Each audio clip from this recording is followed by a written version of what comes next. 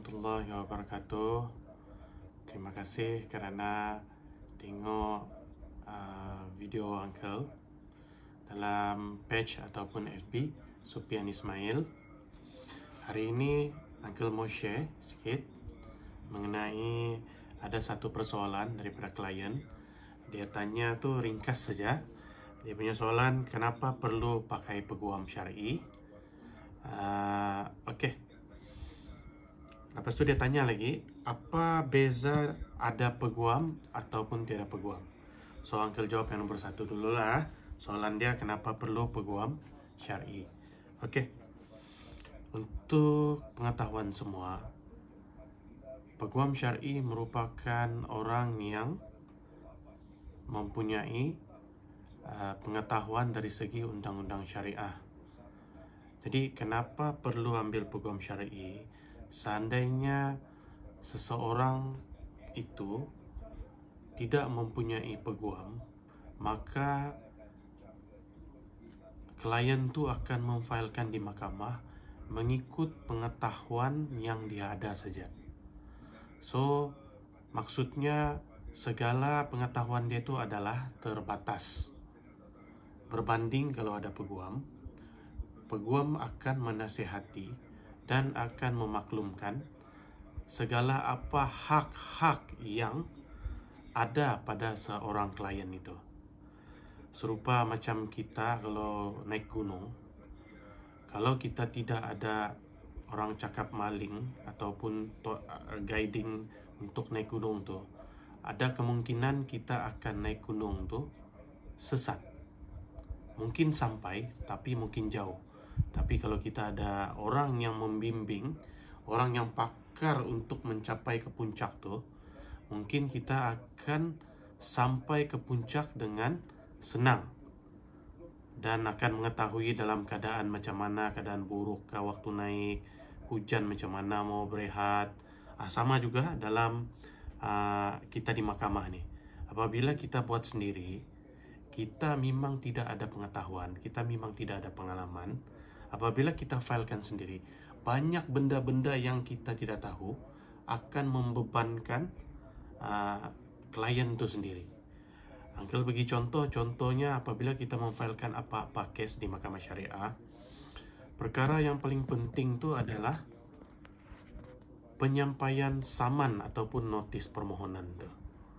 Seandainya notis ini tidak disampaikan kepada pihak defendant ataupun pihak responden, maka kes itu tidak akan dijalankan. Okey? So, sebab inilah juga yang menyebabkan banyak kes tertangguh bertahun-tahun disebabkan oleh kegagalan pemohon atau plaintiff itu sendiri dalam menyampaikan saman secara sempurna. Okey, soalan yang kedua, apa beza ada peguam tiada peguam? Beza dia, dalam perundangan ni, dia bukan sekali saja datang ke mahkamah. Kita mempunyai beberapa prosedur di mana setiap proceeding tu memerlukan masa di antara 2 hingga ke 6 bulan.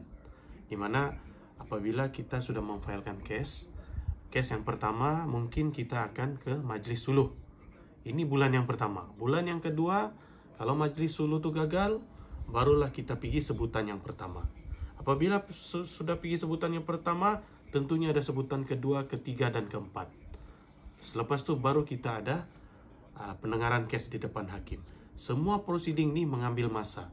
Adakah tuan-tuan dan puan-puan sanggup untuk hadir ke mahkamah setiap bulan dan menunggu di mahkamah berjam-jam?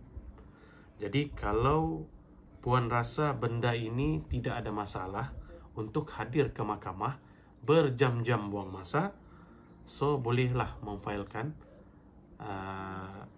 kes itu sendiri di mahkamah.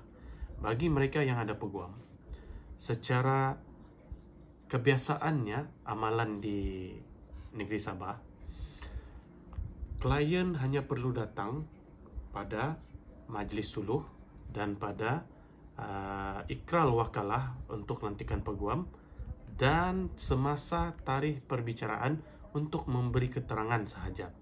Maksudnya klien cuma perlu hadir 3 kali sahaja di mahkamah. Tapi bagi mereka yang tidak mempunyai peguam, sudah semestinya klien itu terpaksa hadir setiap kali prosiding di mahkamah, mungkin akan melibatkan 10 kali kehadiran di mahkamah itu sendiri. Jadi itulah beza di antara orang yang mempunyai peguam dan orang yang tidak mempunyai peguam. Uncle harap segala penerangan ini jelas, boleh bagi manfaat kepada semua bakal-bakal klien yang akan memfailkan kes di Mahkamah Syariah, supaya boleh memilih sama ada untuk mengambil peguam ataupun untuk memfailkan sendiri tanpa peguam. Oke, kita jumpa lagi. InsyaAllah kita akan bersuara lagi di video yang akan datang. Oke, Assalamualaikum warahmatullahi wabarakatuh. Bye.